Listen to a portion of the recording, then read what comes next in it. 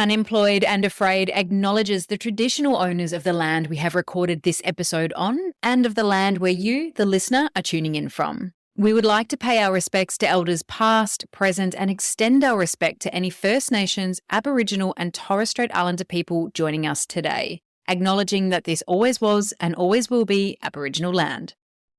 Welcome to Unemployed and Afraid, a podcast that explores the glorious mess of building brands, businesses, and a career you love with the people who've done it. I'm your host, Kim Curtin. Thank you for being here. Let's get into today's story of starting over. Welcome to the show and thank you for being here. If you've had a big week in your business building endeavors, I salute you. And especially as you're still here, showing up for yourself, investing in your growth and connecting with your fellow brave entrepreneurs by listening to this story and this podcast. I mean, yes, good on you. I have the pleasure of bringing you the story of two people I'm lucky to call friends, Carlan and Chris, who have built an incredible business in one of the hardest categories, fashion retail. The backstory of our connection, so that you have that context, is that Carlan and I met at a radio industry event, an industry we've both worked in, what must be a decade ago now. We were both up for an award at our respective workplaces. Yeah, for us. Didn't mean for that to be a humble brag. I was in Adelaide at the time and had flown up to Sydney for the event alone. Carlan was there alone too, but still seemed to know every single person in the room. I gravitated to her and held on for dear life because she is just a beacon of an incredible energy. And her husband, Chris, is exactly the same, an absolute light. These two have built a business that supersedes selling fashion. They've created a destination shopping experience built around a culture of quality, self-expression, and connection. A business that reflects who they are and the lives they want to lead, not just what they know. And they've done it without backgrounds in fashion. In this episode, we talk about the value of building and tapping into your community when you want to create something for yourself, your own business. The reality of managing finances in versus out, and why you should fall in love with understanding cash flow, finding ways to build in what you love to what you do, and how long you really need to stick with it to see the fruits of your efforts. If you've ever doubted your ability to start the business idea that's been kicking around in the back of your mind, this story of passion, grit, and just going for it might just be the cure of that doubt once and for all. I'm here with Carlan and Chris, co-founders of PPHH, which stands for Pickings and Parry, Heffernan and Hare, a fashion store and epic barbershop in Fitzroy, founded in 2013, that concentrates on all timeless style and quality from around the globe. The designers and pieces they select are simply outstanding. If you haven't come across their vibe yet, well, actually trying to audibly describe a style that makes such an impact visually is not going to be easy, but I'll give it a go. It gives Japanese cool, workwear strong, textured, non-binary, effortlessly cool vibes that make me equal parts froth to purchase and self-doubt about everything I've ever worn in my life. If that description isn't enough, do yourself a favor and hit pause, search for PPHH on Instagram and scroll a little, then make sure you come back to hear these epic humans and their story. With old-fashioned quality and style and service, the cornerstones of their business, they're bringing back the experience and purpose to fashion and grooming. Anytime I get to chat to these two is a good time for me. And learning about their business journey promises to be one of the best times for all of us. Carlan and Chris, my friends, welcome to Unemployed and Afraid. Oh, that was delightful, Kim. Thanks. Very well said. That's better than anything we've done. Would you like a job? Yes. But I tell you, I was nervous because trying to describe your style, it really is like nothing else out there. The way you put pieces together, designers together, it's incredible. I think it's one of the things that I've always struggled with, even in the near 10 years that we've been doing this. When somebody says, what is it? What do you do? Chris, you can probably verbalize it really well, but it's been such an ever-changing beast over the years. You know, when you say fashion retail, people just have such a weird opinion and view, and it's so much more than that sometimes. Lots of the people we work with were trying to say it's not really fashion, it's clothing, I guess, which is kind of true. It is fashion as well. I guess you can't deny that. And it's gone from one thing to another thing without losing the first thing. Started out as really focused on heritage and the past and how things used to be made and experience, and then kind of developed into being more about provenance and quality than just history. And I guess going from things that could be considered costume of the past to like more finding things that are made that way without actually being stuck in those boundaries, I guess. Now bringing those things all together into one place has made it so unique. It's all now about how you can put all these different worlds together, all with the same foundations to make something that's completely different from everything else, which is where we are now. See, just so much better at describing it than I am. Well, our brands often tell us what they want to be once we just give ourselves the back and get started. And I can't wait to hear all about your starting journey because it's a killer one. But before we get there, I want to play a little get to know you for the listener. I'm going to start with you, Carlan. How would you describe Chris? Let's start with incredibly handsome, but also probably one of the most generous people I know. And I say generous in this form of spirit, not just giving away value and stuff like that. He sees the best in everyone before and better than anyone I know. So extreme empathy. Was often told too nice to be somebody who would be going into the business world doing business for himself. He would be eaten up alive, but it's quite the opposite. He's very respected, incredibly knowledgeable. You have a insane understanding of history and events and literature and things like that, and you're pretty humble about it. You like to play that down. The other thing is beautifully social. The one thing when I fell in love with Chris is I love that you could put him in any room, any situation, and he'd be able to not only hold his own, but just meet everybody in the room on their level. Thank you. That was beautiful. And I can absolutely attest to all of that. I've been many a situation with you, Chris, and I can absolutely attest to that. You meet people on their level. Do not do the drinking symbol. It's past life, Kim. Let's go to you, Chris. How would you describe Carlan? Oh, how can I follow that and be equally as warm? And I mean, obviously, I do feel the same way. But Carlan's the same. She's very, very hardworking and social, more than me, I think, really, certainly these days. The loudest voice in the room that I never get tired of hearing. That's actually a wedding vow. Massive heart, really loving, caring, probably more volatile than me, but in a good way, because I kind of shy away from confrontation, whereas Carlan embraces confrontation, which is handy to have in many ways. And beautiful and loving, a wonderful mother, stress head a little bit. Again, probably a good thing because I don't get stressed as much as I probably should. Well, I do, but not. Yeah, I kind of bury the stress rather than letting it out. And Carlan helps me get the stress out. I've vocalized, yeah. Now Carlan's in the business as well, which is even better because all those things that I'm not, Carlan is, I guess. It does sound like a perfect business relationship and a perfect relationship period, which is handy given that you're married. So, Chris, let's hang with you for a sec. Tell me your backstory. Who were you before PPHH? I'd like to say I was the same person as I am now, but just been doing a different thing with less experience, I guess. But I originally come from Northern England and lived there until I was 24 years old. Came to Australia. I trained as an apprentice engineering technician with Nissan, the car manufacturing company, and spent 7 years there, qualified in that job, and then bought a house in the UK when I was 21 years old, which was probably a silly move in some ways, but in retrospect, a very good move. And then sold that when I was 24 and wanted to travel. So I went to Europe first, then came to Australia where I had some family in Sydney, spent all of the money that I'd made from the house and ended up literally minus $1,000, and then was going to go home back to the UK and got a job working for Arnott's in the snack foods factory in Western Sydney. And the same kind of thing, engineering technician, worked night shift for 2 years and then got sponsored, got a visa. And then kind of 7 years went by and I just blinked and I was still in Australia. And it was completely unintentional. So before 7 years had gone by, so when 4 years had gone by, my mother passed away. I went back to the UK for 6 months or so, and then went to Thailand for a bit to see a friend, and then came back to Australia right at the beginning in 2009 with the intention of sort of packing everything up and going to Canada or Berlin or something else.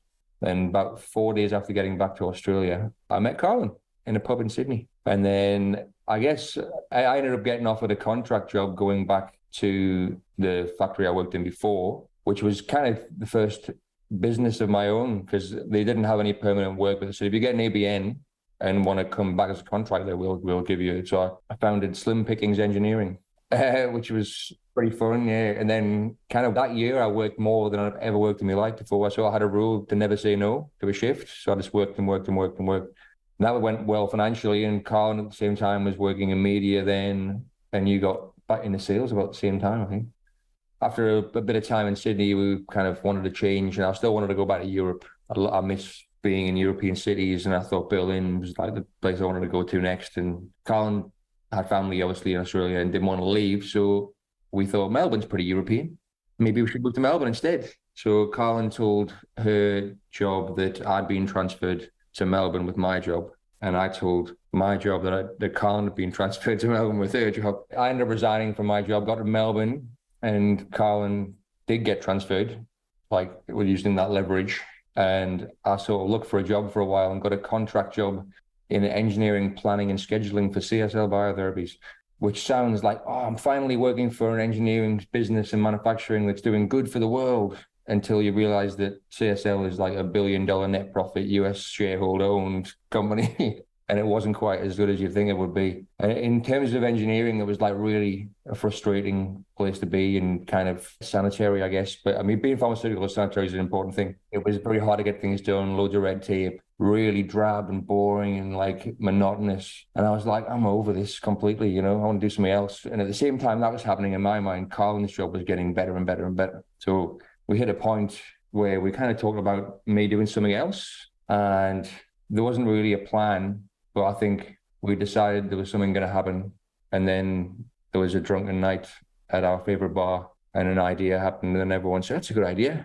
And that was the beginning of it, I guess. I'm still stuck on the fact that I've known you this long and didn't know that you worked for Nissan. You know, I'm a huge rev head, and they're just like, they're my jam. So I think Nissan for me was like the best. It was really hard at the time, at the pressure. Even when I think about what I've done with the business and the other jobs since, the speed and efficiency and pressure of that environment was like, at the time as a 17-year-old to 24, was like really difficult and challenging, but it was so good for learning about lots of things. The education you had about doing things properly and doing them right the first time, being efficient, not wasting time, not wasting money, not wasting resources. It was like all of that came from there. So it was really good. It made everything else easier since, I guess.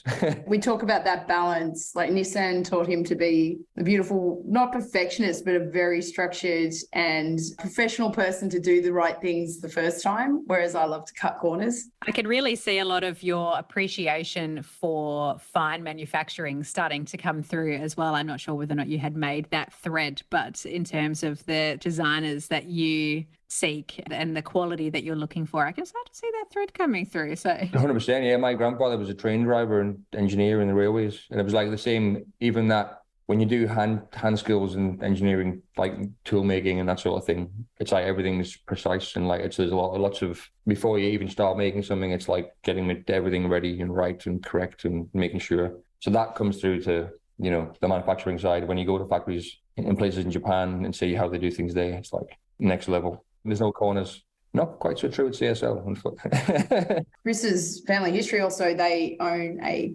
butcher's shop in a small village in the north of England.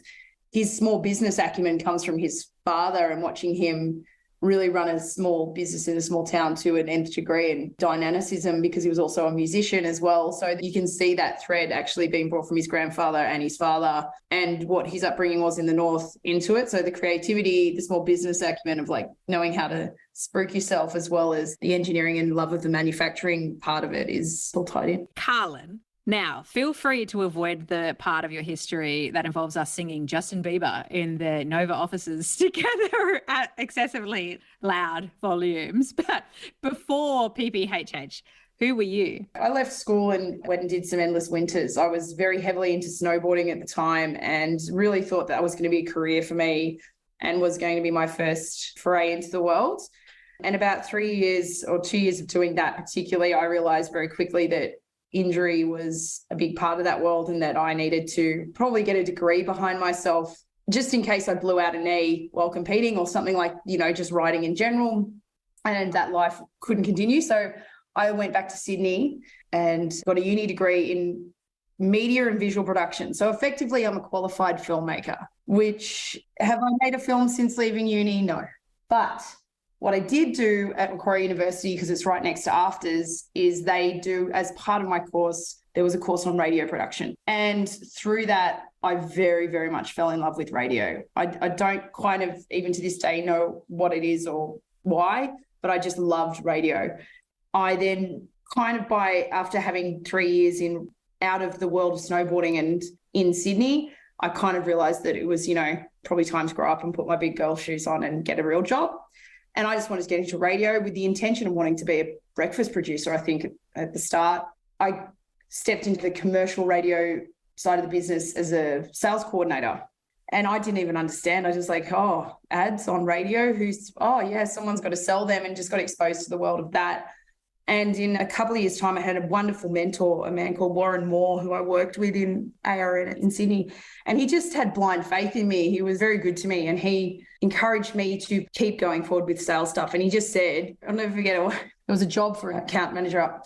And he goes, just go and do this. Make some money, you'll be really good at it, and then you can fuck off and do your creative stuff afterwards. And I'm like, okay, sounds good. But once I was in, I was hooked, because it's incredibly social business. As you know, Kim, this is the world of media sales is a fun time, and it can be really, really great when things are humming. So as Chris said earlier, I transferred with ARN down to Melbourne and started working after a couple of years with Nova Entertainment, which was particularly at the time my dream job, just a company that completely aligned my value set and met an incredible subset of humans in yourself, Steph, Ben, etc., that just became, my humans, which is incredibly important when you move to a new town and you're trying to establish yourself. And I'd always like to keep work separate from my social life, but they kind of became intertwined, and luckily just, helped me grow. And over 7 years or so, Nova Entertainment fostered my growth. I grew to be a GSM, which is a general sales manager, into the head of a sales department, and learned a lot and loved it. And at the end of COVID, which anybody who worked in media or media sales or anything like that during COVID understood what an incredibly hard time that was. And by the end of it, I was pretty burnt out just from going through it all and caring about a lot of humans. And I was 6 months pregnant, and I just was kind of done. I quit Nova kind of in the back of my mind, also knowing that I was always going to step into this PPHH business once our second child was born. That was always the intention. So I kind of just had a little bit of a break. I went and did some contracting work at a media agency for a while, which was incredibly beneficial, funnily enough, to this, because I got to see how the sausage is made on the other side. And in a very short time was surrounded by an incredible bunch of humans who were very intelligent and very good at what they did in their own niche, and just tried to be a sponge in that time to learn as much as I could to be applicable when I stepped into this. So as of 4 weeks ago, I am officially in the business, although that, the last nearly 10 years of PPHH, I've been the sideline cheerleader. Ever present. And we lived above the shop first and all those kind of things. So I've been in it, but now it's actually full time. Amazing. I love hearing this from, naturally, whenever I get the opportunity to interview somebody I've known for a long time, my cheeks start hurting because I'm like, I didn't know this. Like, this is amazing. I feel like I'm getting a really deep insight into both of you, and I'm loving every second of it. But before I self-indulge too much further, you mentioned before this night at the pub, few drinks in, there's something missing in this fashion industry. It's just, I'm not getting what I want. There's something going on here. That's really sounds like the beginning of the process, but what happened next? Where did you start? Can I tell this story? Because Chris will always be humble about it. But it was like, we were sitting there and Chris was not loving his job, and we were drunk, and we're at a place called Gerald's Bar. If anybody knows that place, it's our favorite place in Melbourne. It's unbelievable. It's an bar. Institution. And we were lucky enough to know the owner, Gerald Diffie, who was incredibly gracious to us when we moved to Melbourne and took us under our wing and shared a lot with Chris. He's now one of our greatest friends. Chris particularly and him just bonded. They're both British. They have a love affair for fashion and history all intertwined together. They used to share stuff all the time. So it's naturally this big kind of love affair they had for it already. And we were drunk, all sitting around, and Chris was upset about his job, didn't really love it. And I said, you could do what you love for a job, because I do what I love for a job, So what would you do if you could, do something you loved? And he's like, I just know all the guys in Melbourne dress really well, but I can't seem to find the clothes that are good for me. And I know that there's fashion, so I get a place together where I could have all the clothes I love and maybe have like a barbershop where a guy could have a whiskey and hang out. And it was just this kind of evolving like dream journal of something that he would love to see. And I was drunk and like, you should do that. You'd be great with that. This would be great. And then Gerald was like, yeah, man, I'd do that if I could, if I wasn't running this bar, I'd do it. It was just this big rally of people going, yeah, yeah, yeah. And in the sober light of day, I just kept running with it. I just started telling people, I was like, yeah, we're opening a shop. And Chris is like, are we? I'm like, yeah, we're opening a shop. There was even a slogan. There was like a slogan. I remember the night another friend of ours, Richard Woods, was there, and it was talking about aside from just the clothing thing, I couldn't find the things I wanted in Melbourne. I kind of expected more to be here. Like from Sydney, everyone's like, oh, Melbourne's like the fashion capital of Australia, like. And coming from Northern England and growing up in the 90s, there was lots of there was a big movement of male, good quality, casual fashion, which was probably heavily associated with music and football in that area.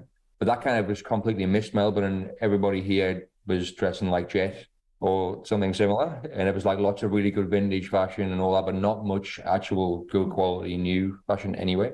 And at the time I was like sort of really into the sort of heritage and like the kind of vintage fashion, but buying like replica fashion made in the same way as it used to be. So the slogan was, the way forward is the way back for the shop, which thankfully didn't stick, I think. But and once you get like a night where you start thinking, you realised the birthplace of our name, Pickings and Parry, Chris's surname and our surname being Pickings, but his mum's maiden name being Parry.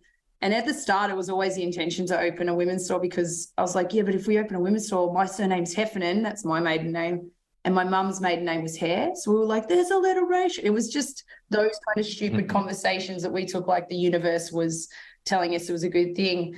But probably from that step going forward, not only just telling people that we're opening a shop, we just had a group of people when we kind of started to mention it. And bear in mind, when we moved to Melbourne, you naturally gravitate towards the hospitality world, because you're going to bars, you're going to get to restaurants, you going to do stuff. So a lot of our social group were people that were small business owners already, owning bars, operating restaurants, all those kind of things. And they were just really supportive and understood. They're like, you could do this, because they understood what it took, how hard it was, and all those kind of things. So all these kind of pep talks were coming from these people that we loved, admired, and respected. And they started putting us in contact with all the right people. Hey, if you want to get a shop, I know a guy that can probably source some real estate options for you and come and take you around. Hey, once you get the place, I've got a guy who works in insurance and he'll be able to look after you. And you want to get somebody to look after your books, because, bookkeeping is really important. You won't be able to do that as well. So here's the number of someone else. And the village really rallied around us. We were really lucky. And we had some really serious chats. We went in there not blindly. We knew that it was going to be hard. We didn't sit there and go, this is this idea that's going to change the world. We're like, look, if we do this for a year, Chris had a trade. I had my version of a job was kind of like a trade. If it doesn't work, you can always go back to that trade. So we kind of just thought, okay, let's give it a go. Like, we haven't got anything to lose. We've only got things to gain. That kind of had one asset left, I guess, in the UK that I had to mortgage. And I was like, for me, failure wasn't an option. Not that if it didn't work, it wasn't the end of the world, but it was like, this is the last asset I've got to invest. And if I don't do it, I've lost everything. Not everything. I can get a job and I can work, but I've kind of blown my inheritance effectively. So I didn't want to do that. I wanted to try and make it work. And it was harrowing in that regard.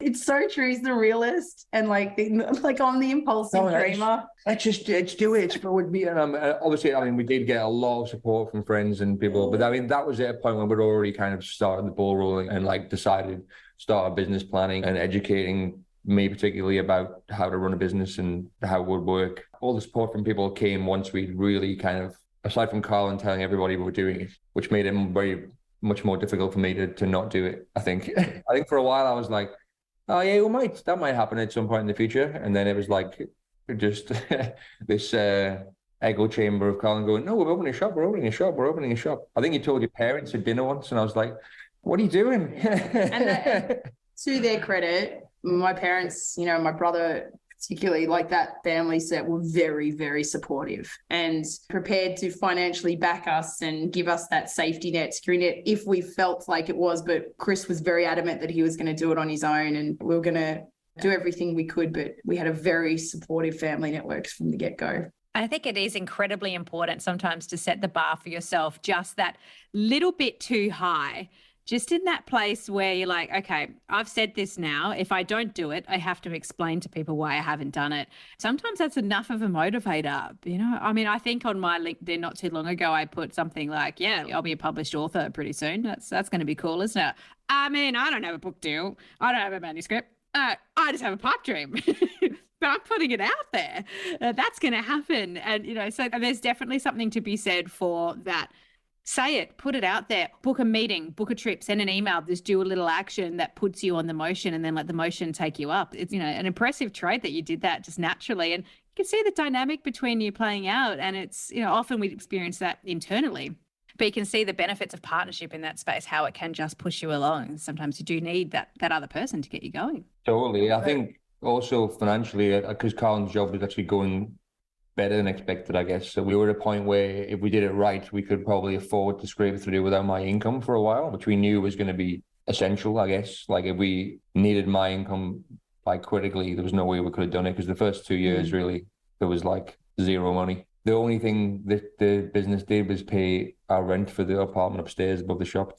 And that was it. And that is such an important lesson in terms of business, those rose-colored glasses in terms of how is this going to happen financially. Sometimes you do have to live on the bones of your ass for a while and scrape by and go without those little luxuries that feel great, just so you can funnel things into the business.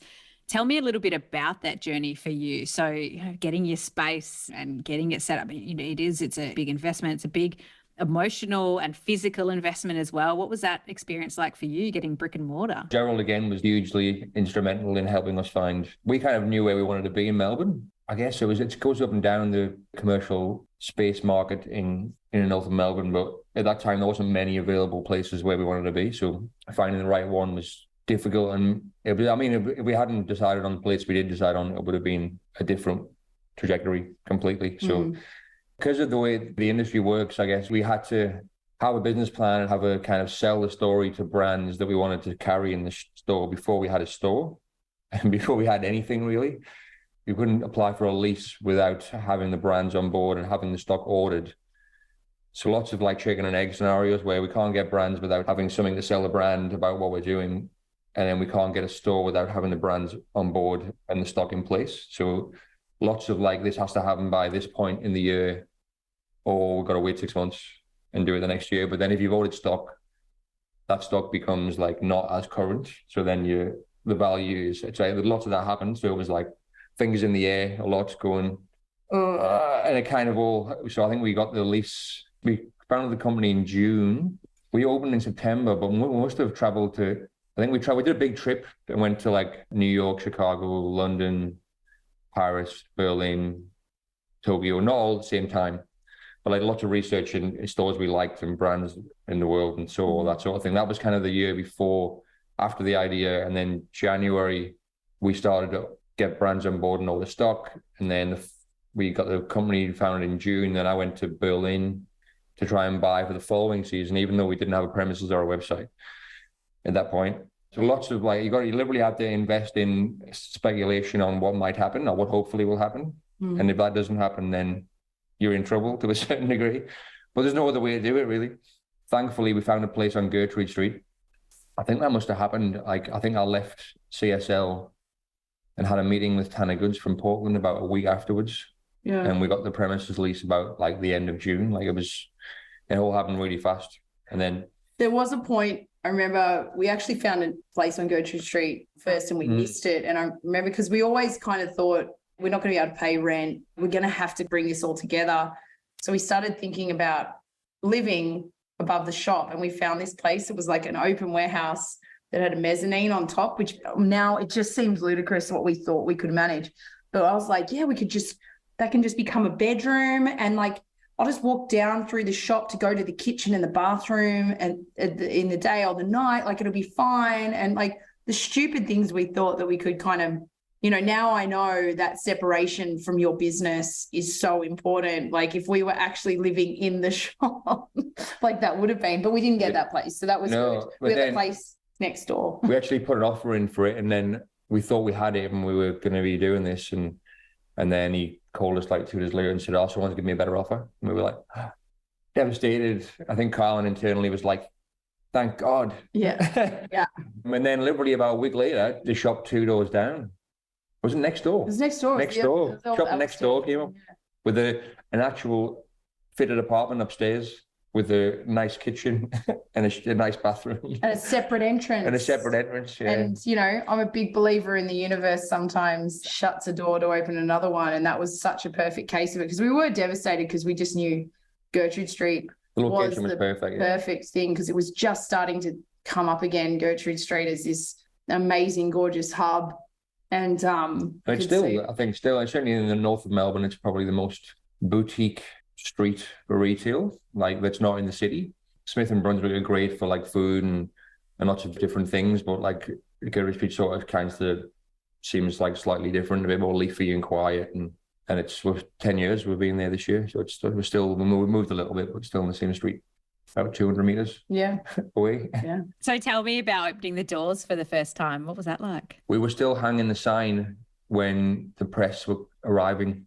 I was on the roof of the awning with a friend on a ladder, putting the sign up, and the people from like the Thousands and Broadsheet and Urban List, like we're like turning up for this big party that we'd organised and put on this big street party. I wasn't even changed or anything. It was to let that down on the wire. Literally got on our hands and knees and tiled everything. Look, Chris's manufacturing and factory and engineering background came so in handy because the man can pull together a shelf and put a hammer in a wall. He's very, very good with that stuff. And we just slaved away and did that all ourselves, arguably loving that experience because building something for yourself physically like that and seeing it come to life in stages, it was really, really exciting. But yeah, I'll never forget that moment of I've got like all the drinks coming. We had friends from our hospo thing do the drinks for us. We had, you know, Gerald supplied all the food. Like it was elite. We were like, this is gonna be great. And Chris is out there on a ladder right smack bang in the middle of the front door, hanging the sign that was precariously heavy and that we made ourselves. Still got it actually. Which was a block of wood from our friend Paulie's property on Kyneton. Remember? He shaved a huge tree and made, isn't that what I think so. Oh, God, that's a good memory. Anyway, yeah, it was a fun time. Opening the doors. Look, we had this beautiful 2-chair barber shop at the back. That was a stunning part of the shop. And we didn't even have a barber. And I remember the first few weeks we were open, people coming in and check us out and they were so excited. And Chris and I would work in the shop. So Chris worked in the shop 7 days a week. I would go to Nova, do Monday to Friday, and then on the weekends come and work in the shop with him. People would come in and go, "Oh, wow, this is really beautiful. Oh, can I get a haircut?" And we're like, "No, soon. Soon, when we find the right barber." That was a challenge. I mean, we didn't have enough stock either. We opened with like Aero, all brands, Aero, Pike Brothers, Mers, and then Collective Noun, and William Lennon. Yeah, 5 brands. We had hardly any stock. I remember my accountant when we were doing it, he was like, "It's a good idea. You've got some money. It's probably not enough." And he's still my accountant now, actually. That was at least, I think he's still surprised we're still there. But yeah, the barber thing was hard. We the whole idea with the barber shop, we had a friend in Sydney, Tony, who has Sterling Hairdressing. He's a legend. And he wanted to open a shop in Melbourne. We were good friends, and I was like, "I'm going to open a retail shop, so you should open the barber shop in the retail shop, and then we'll share the space." That was the whole concept, how that sort of came about. And then it took me so long to get the business plan and the money together to actually do it. He'd already opened like 2 more places in Sydney, and he was like, "Nah, I can't do it anymore." But the idea was already there, so I did it anyway, even though I didn't have a barber or wasn't a barber myself. So we had one false start with a guy who came down to like lease this shop as a shop, but we didn't see eye to eye in terms of how things should be done. And then maybe 3 months after that, a guy walked in, said, "Oh, I hear you're looking for a barber," and he was like mid-50s, maybe, or early 50s. Greek Australian, Melbourne born and bred, bought his first house in Collingwood when he was like 21, similar to me. And it was Jack Papatzidis, and he's like a legend, started barbering in like 1976, I think, originally. And he's still there. He's been there with us ever since. So he's part-time these days because he went from 5 days to 4 days to 3 days to 2 days to 1 day, then back to 2. Getting bored at home, I think. But he's the wise old man to all of us. He is definitely, and I say I go easy on the old, he's younger at heart and fitter than most of us and dresses like no one's business, man. Well, he is a style icon, that man. Yeah, he was the perfect fit. He was the perfect yin to our yang. I think he'd heard, because he was into clothing and style as well, so he'd heard from on the grapevine we were looking and what we were doing, and he was like, it was a good fit for him, good fit for us. It's perfect. So that was a milestone, I guess, in the barbershop. And then from there, we've got 4 barbers now. Do you happen to remember your first customer? I'm very good friends with one of our first customers. I'm not sure if he was the first customer. He probably was. He actually No, Pinto. Oh, yeah. Andrew Clarica. Yeah. So he kind of was our first customer, because I think he emailed us or rang us before we even opened to ask us about a brand. He bought a pair of jeans in Germany, and he'd contacted them about getting some more jeans, and they told him we were opening a shop and they were going to carry these jeans. So he'd messaged us before we opened the doors asking about it, and then came in pretty much straight away to buy a pair of jeans, and we're still friends. And he was the carpenter who did the fit out with us for our new shop. Amazing. God, I mean, sometimes that does just happen, doesn't it? Again, put it out there, and the things that just start to come to you, and the little hints you get from the universe, you're on the right path. You keep going. It's going to be hard as shit, but keep going. Tell me about the next few weeks after. So starting to look at the books, look at the stock, starting to balance this shit out, figuring out, do you need people? How did that experience go? I advise anybody in small business, don't get a bookkeeper until you do it yourself for a while first, but then you learn very quickly what's going on. And then once it becomes too much, then get a bookkeeper. But always have a good accountant from the beginning. Yeah. I was going to say, because I was just thinking about that when you were saying your first customer. I don't just remember the first customer. I remember the fact that there were huge fanboys.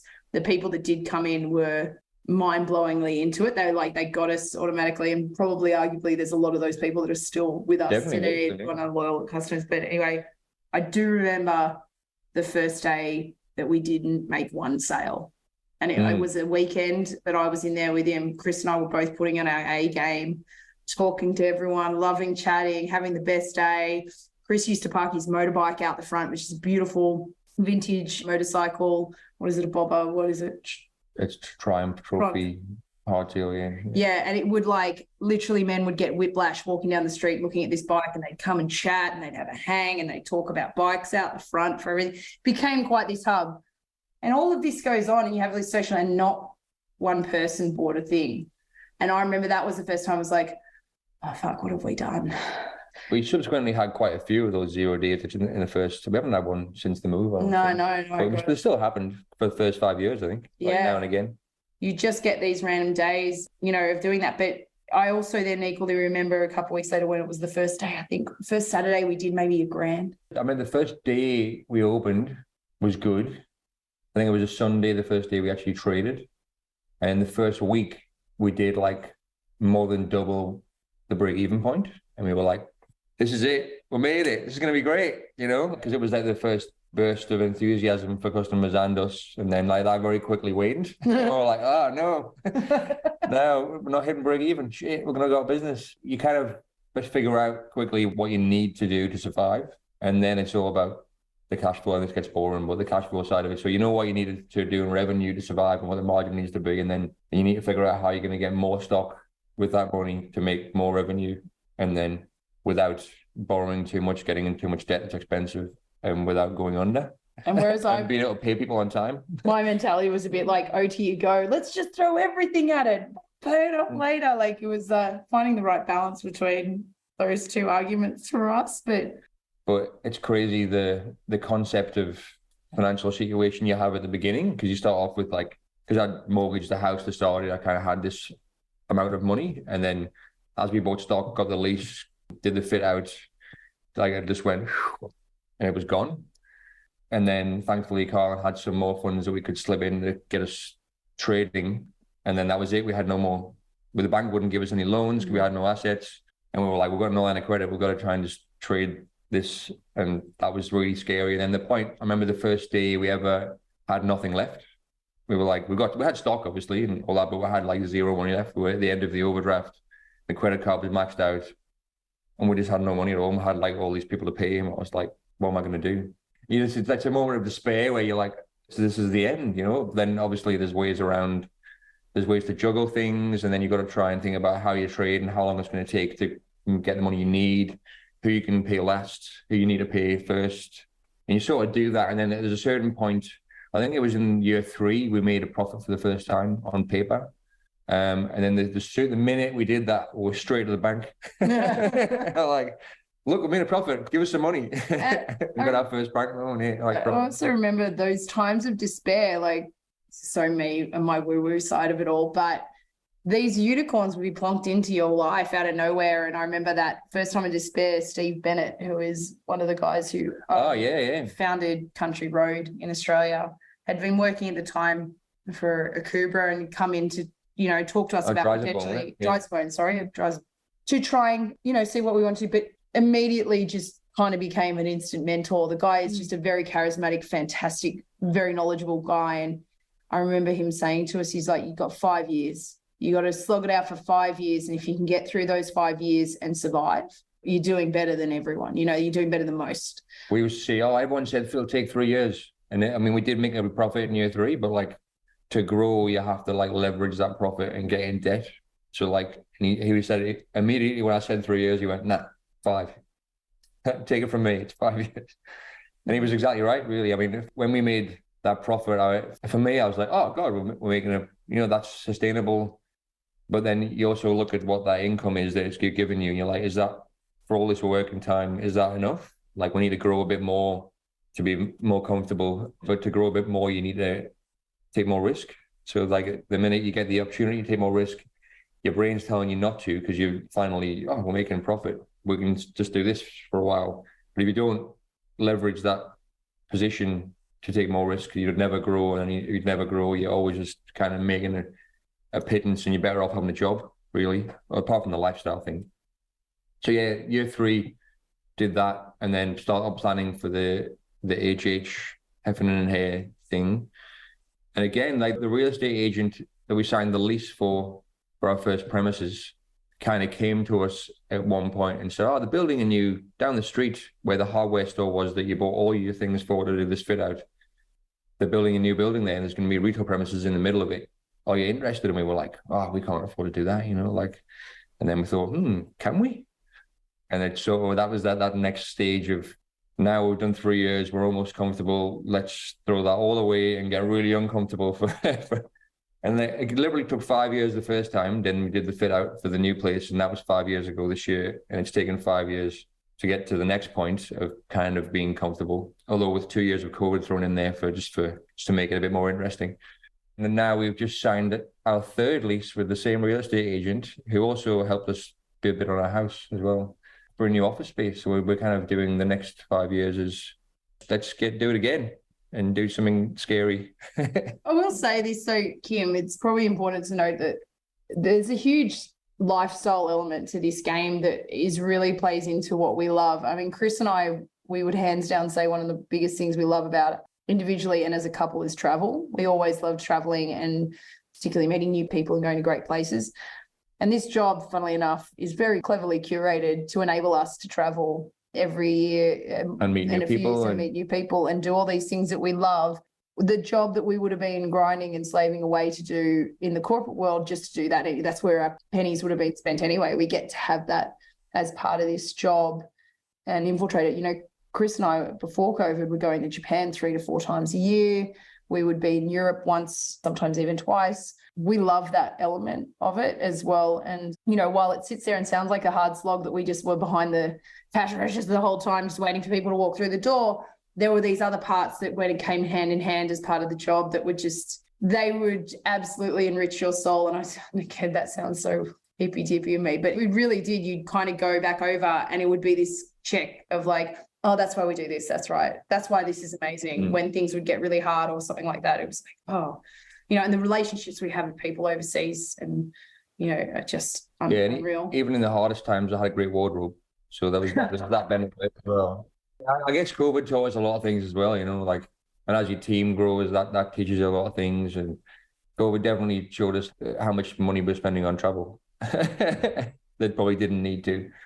So although we are traveling now again, definitely less than we used to, I think, try and make it a bit more special and more select.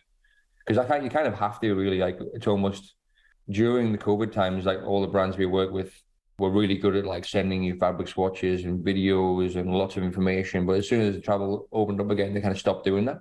Like they expect you to go and see them. Now we thought, oh, they'll keep doing that. Well, then we'll travel less, we'll save some money. We'll just go once a year. And then this season, they're just like, oh, no, we're not doing that anymore. It's a lot of hard work for us. You got to come and see us. So we're like, okay. If you have to, I mean, anytime you need a minder, I'm happy to come help you out, carry some bags for you or, anything like that.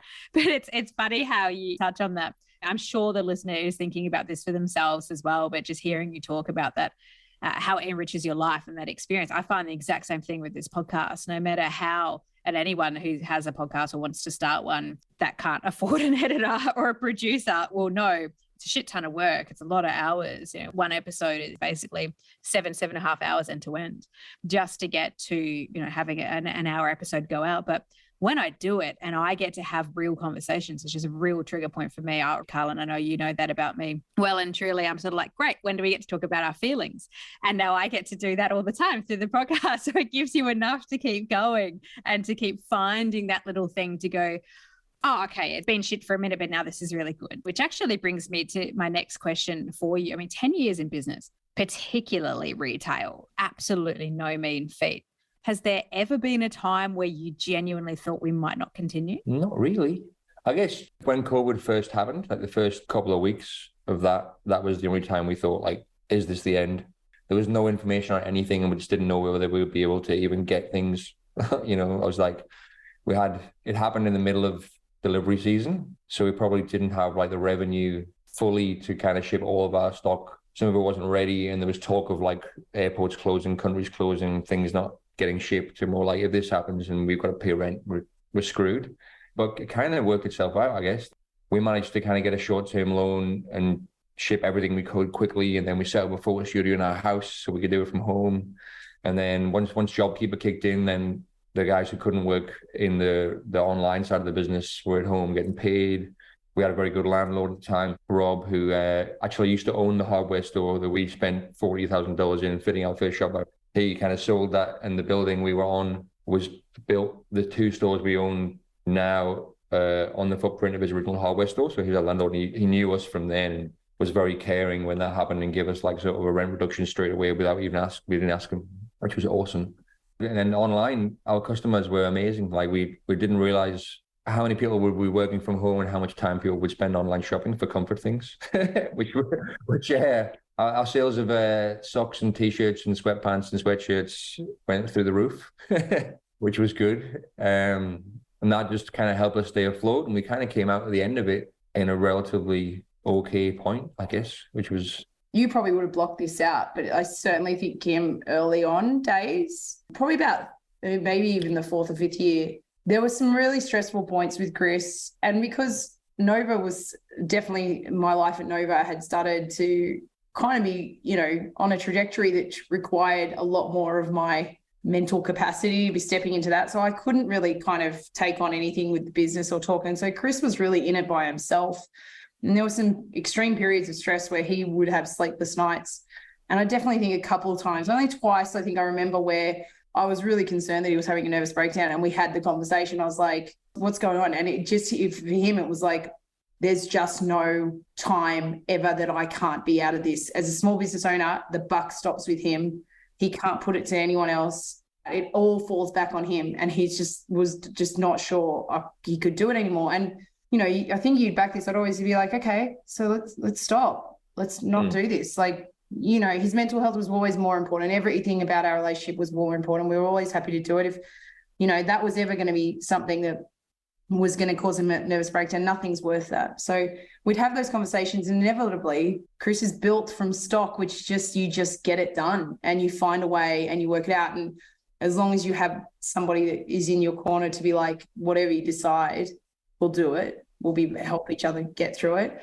But every time I started broaching those conversations, okay, let's close the doors tomorrow. Let's just not do this. He would start, he'd start figuring out a plan how to not make that happen. And I think that, funnily enough, since we expanded, has been less and less. And that's hugely in part because as a lot of people probably would know, and your listeners in small business know, it's about the people you have around you. And I mean, in your business. Yeah, and we got some incredible hires, our current manager, Ben, being definitely one of them. It is so hard in the business, in a retail space, to have somebody who cares about your business as much as you do. It is so rare, or is prepared to put in the work that even comes close to what you would do. And Ben and Chris formed a kinship that was very evident from the start, that this guy was like, I get what you're doing. I get why it's important. And I'm here to work as hard as I can for you. And once that kind of started to fall in line and you could share the burden, you had somebody who was genuinely could read your mind and help you. Yeah. It definitely changed the game a lot, I think, because like you find, I mean, even now, like I do so many different jobs within the business that like, and even giving those jobs away is hard, but even I think having kids was a big game changer. Before we had children, I still would kind of just do too many hours and, you know, too much really. And then once you have children, you kind of can't anymore. It becomes like beyond selfish. So you have to like separate things and give yourself time. And luckily that kind of went hand in hand with the team getting better, particularly Ben, for having more responsibility, and even let like them traveling for us and going to shows and seeing things, so we didn't have to go away. All those things changed everything, I guess, really. And then also I'm not sure I mentioned before, where like the kind of resignment, the more you grow, there's like a bigger buffer in some ways, but you've gone through so much emotional stress and financial stress in getting to where you are now, like it doesn't worry you as much anymore. And I guess you're more aware of what's happening as well. You're more in touch with the business, because I'm not in daily, I'm kind of looking at it rather than being inside it. So I've got more confidence in it as well, I guess. And I'm less concerned about the little things that I used to be concerned about. That's fair. I think a lot of people describe business as a roller coaster, but I'd argue and say it's a little bit more like being in the line for the roller coaster.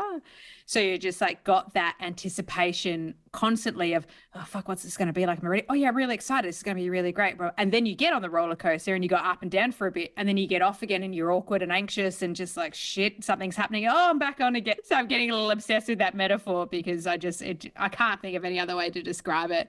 Yeah. It's a constant loop. You're never going to get off. No. Once you think you've made it, you're about to fall off a cliff. Exactly. And that's the love we have for it as well. Carlan, you've just now joined the line and you're on the roller coaster. You're probably doing both at once, being full-time now in PPHH. Talk to me about that experience. How has it been? How's it going? It's both terrifying and humbling, and also it's incredibly exciting. So it's something that we'd always known and planned, and probably to give you the context of where my safety net comes from growing up, is my mum was told in the 50s she could be one of two things, a nurse or a teacher. And she chose to be a teacher, and she was a fantastic primary school teacher for a good, I think, 20 years almost. And she met my stepfather, and a couple of years after they got married, she decided to quit teaching to go back to university and start to build an empire with my stepfather in the aged care facility world, which is like chalk and cheese. She knew nothing. And at 40, my mum was brave enough to step out and learn something completely different.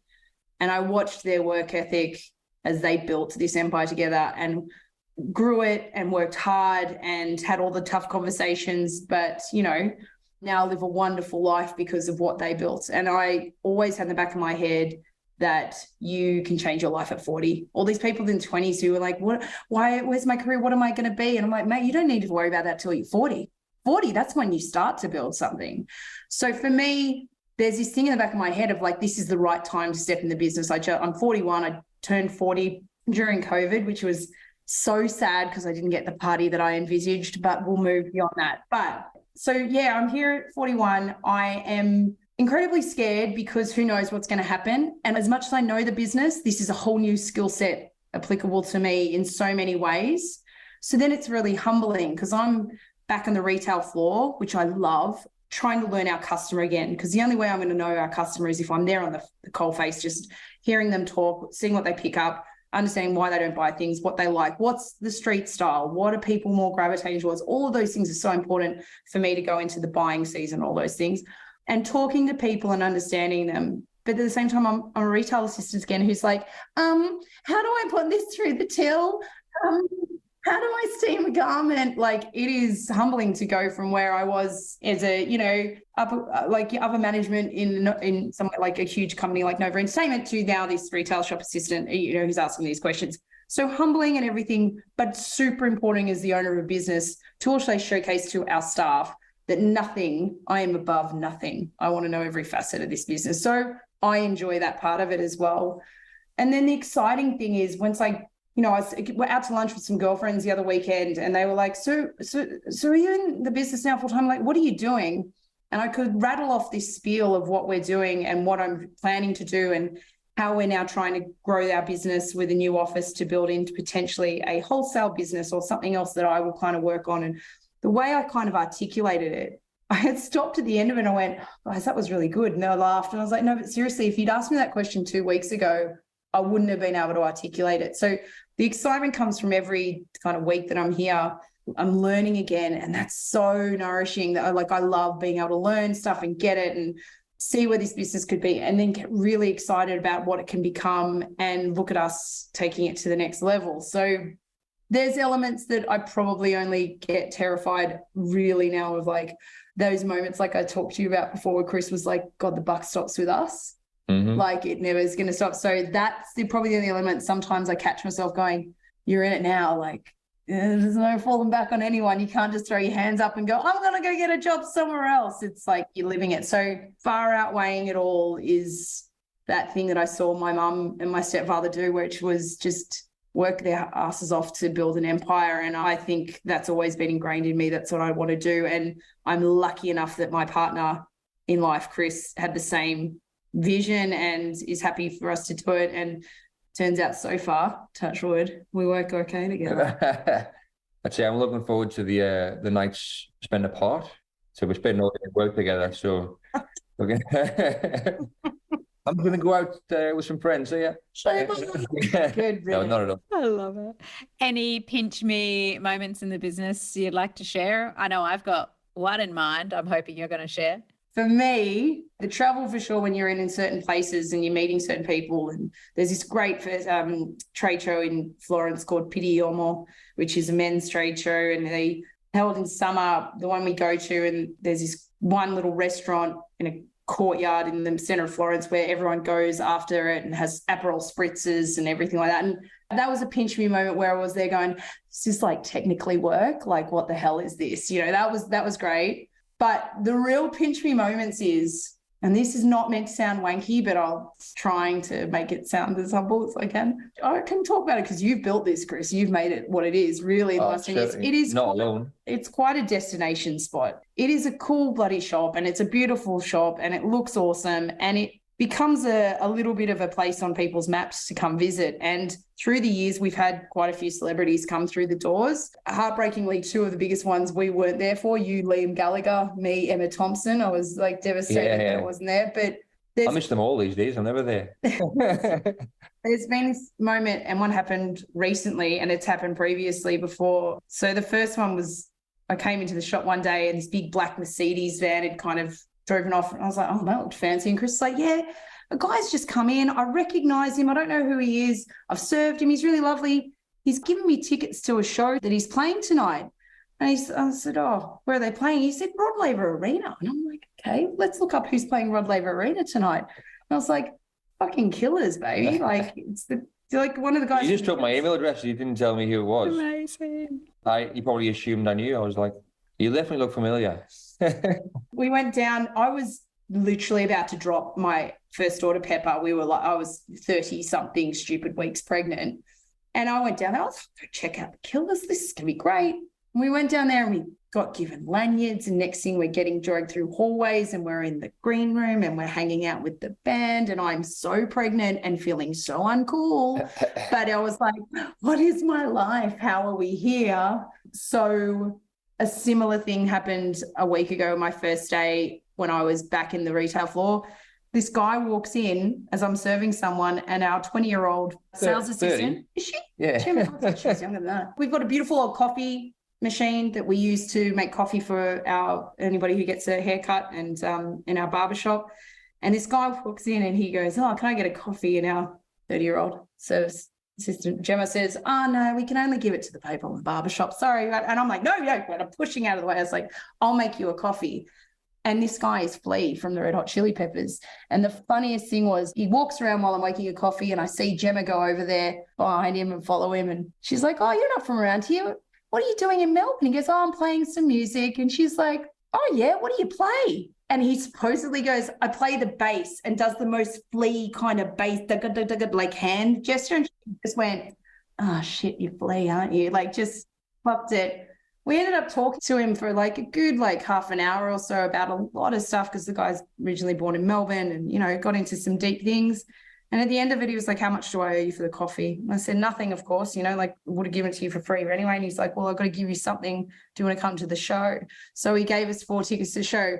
And that stuff weirdly happens in this shop frequently.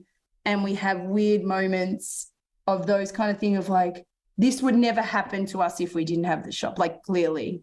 So they're the pinch me moments that I embrace. I hope that's the one. Is that what you're talking? I'm so glad you told me the Flea story. I saw it on Gram and I was like, shut the front door. Are you kidding? The first ones for me were more industry related. I've been so into the industry for quite a long time, reading magazines and new brands and designers. The first time I went to Bread and Butter, which was tragically no longer exists, a huge trade show at Tempelhof Airport in Berlin. I'm just walking in there as a buyer for the first time, thinking I didn't even think about being a buyer when I started the business at all.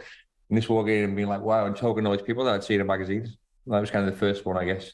And I now call many of them friends, which is very nice. Particularly one of my sort of favorite designers, Nigel Cabourn, who I kind of grew up knowing because my good friend at school's mother was his teacher at design college in the 60s. And now we're friends as well. He's a crazy child in a 72-year-old man's body. But then the biggest one, I guess, for me was the first time Nick Cave came in. And I was helping somebody with a jacket. And we've only been open for maybe 12 months at the time. So that was the first kind of major person who I was like really respected who came in. And I was like just kind of stunned and went asking if he needed any help. And he was like, no, I'm fine. And then he came in again like a week later and they chatted to us for ages. And then he brought Warren Ellis in and I wasn't there. Chris has also been on the front cover of a magazine he used to look at to research before opening the shop, Clutch magazine. That was pretty cool. That was definitely a pinchy moment. It's like, I used to fanboy over this magazine and now they're asking me to be on the cover of it. So they didn't even ask me. They didn't tell me until it happened. I got tagged in a post one morning and I was like, oh, well, the cover. Yeah. Great. Hashtag married model, guys. I'm married. I think you are both pretty special and I'm grateful because you make me cooler by proxy just by being your friend. So I'm very happy. By proxy as well. I love it. I love it a lot. I think the beautiful part about it is with all that success, with all that comes with the grit and just that you are so willing to keep going again and again and build better and keep building something that you're proud of. I think despite the, humble brags, which are not humble brags, they are well and truly deserved brags of what you've been able to achieve. It's just mixed in so beautifully with everything you've learned. The last question I like to ask in all of my interviews is you give a lot by sharing your story. It's a huge amount of energy to give out. It's a huge amount of learnings and inspiration to people that are, battling in the middle of the chaotic roller coaster line or on the ride. Those people just thinking about backing themselves to do something new. It's a huge gift to give to other people, to share your story and your experience and give them the confidence. So in return, how can the listener and I support you on your journey? The obvious answer is just go online, get your credit card out. No, don't be shy. Don't be shy. Ask all the questions you need. We'll help you buy something. No, from the beginning, our philosophy was people should be much more conscious about what they buy and how frequently they buy it. Although, there's nothing better than buying nothing at all. But if you're going to buy clothing, maybe ask where it comes from and stop asking why things are expensive. Ask why they're cheap. And I think that's one thing environmentally. Buy things you want to keep for a long time. And that helps our part of the industry and therefore us, but also helps the world, I think. Don't buy things just because they're cheaper because you're going to need them and throw them away.